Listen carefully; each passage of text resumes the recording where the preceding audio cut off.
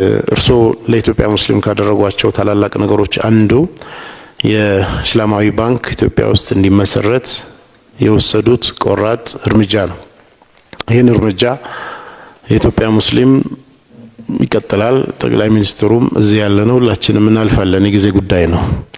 ያን ጊዜ አንዱ የሚወሳው በታሪክ ውስጥ ይሄ ነው።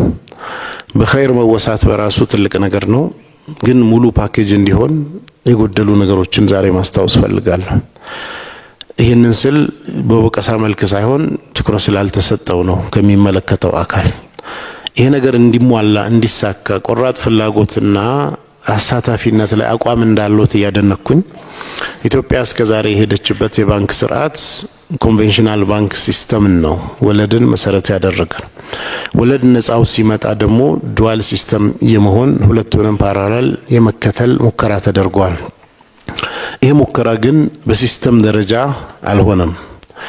2019 ላይ የወጣው የብሔራዊ ባንክ ኤስቢቢ ዝባር 72 2019 መመሪያ ወለድ ነፃ ባንክ ኢትዮጵያ ውስጥ እንዲፈቀድ በግልጽ ቢያውጅም ያ መመሪያ ራሱ ደግሞ ሌላ ማነቆው አንዲት አረፍተ ነገር ላይ ያለች።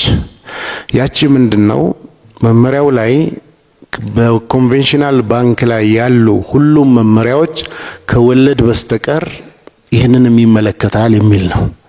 ምን ማለት ነው? ከወለድን አይመለከተውም፣ የተቀሩ መመሪያዎች ሁሉ ግን ይመለከተዋል ይላል። የባንኩ ስርዓት የተለየ ከመሆኑ አንፃር ለምሳሌ ብሔራዊ ባንክ እስከዛሬ እርስዎ ይሄ ነገር እንዲቋቋም አቅጣጫ ከሰጡ 2019 4 ዓመት አካባቢ ሆኖታል። በዚህ 4 ዓመት ውስጥ ምንም አልወጣም። ከላይ ሁለት ሲስተም እንፍጠር ካልን ቢያንስ በምክትል ገዢ ማዕረግ የወለድ ነፃ ዘርፉን በኃላፊነት የሚመራ ሰው የለውም። ብሔራዊ ባንክ መመሪያ ዲቴይል የሚመራ የለውም። ቦርዱ ውስጥ የወለድ ነፃ ሰብ ኮሚቴ የለውም። በዳይሬክተር ደረጃም የወለድ ነፃ ክፍል የለውም። በሸሪዓ አማካሪ ሸሪዓ ኮምፕላይንት ነው ባንኩ። የሸሪዓ አማካሪ ባንኮች በግል ጥረት የተለያዩ ሼኾችን ወስደው ለማማከር እንደሚሞክሩት በሀገር ደረጃ የሚመራው ብሔራዊ ባንክ የሸሪዓ አድቫይዘር የለውም። በሸሪዓ ኮምፕላይንት ነው አይደለም የሚለውን ማን እንደሚወስን አልተቀመጠም።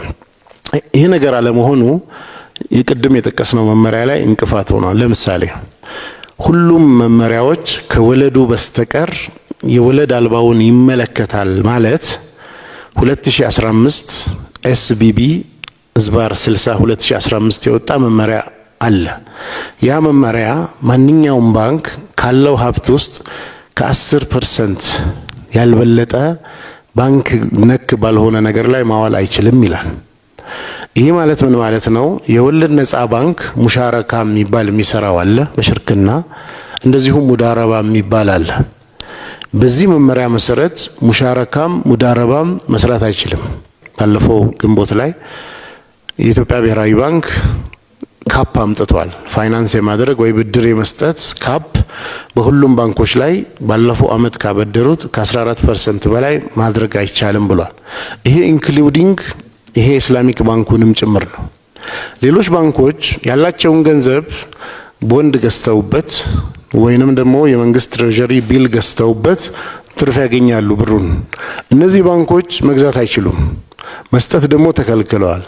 100 ዓመት የቆየውን ኮንቬንሽናል ባንክና ገና ከተጀመረ 3 ዓመት ሊሞላ ያለውን ኢስላሚክ ባንክን እኩል በማየት በዚህ መልኩ ሲደረግ እንዴት ይሆናሉ? እነዚህ ኢንፋንት የሆኑ አዲስ የሆኑ ገና ታዳጊ የሆኑ ባንኮችን ግምት ውስጥ አልከተቱም።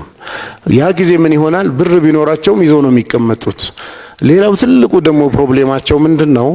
ሊኩዊዲቲ ክራይሲስ ቢፈጠር፣ የገንዘብ እጥረት ቢፈጠር በወለድ ባንኮች ሁሉም ባንኮች ከብሔራዊ ባንክ ይበደራሉ አደጋውን ለማለፍ። ወለድ ነፃ ባንክ ደግሞ ክራይሲስ ሲገጥማቸው እንደ መጨረሻ አማራጭ ከብሔራዊ ባንክ ገንዘብ የሚወስዱበት ሲስተም የለም። ዓለም ላይ አለ፣ ኢትዮጵያ ውስጥ ግን የለም።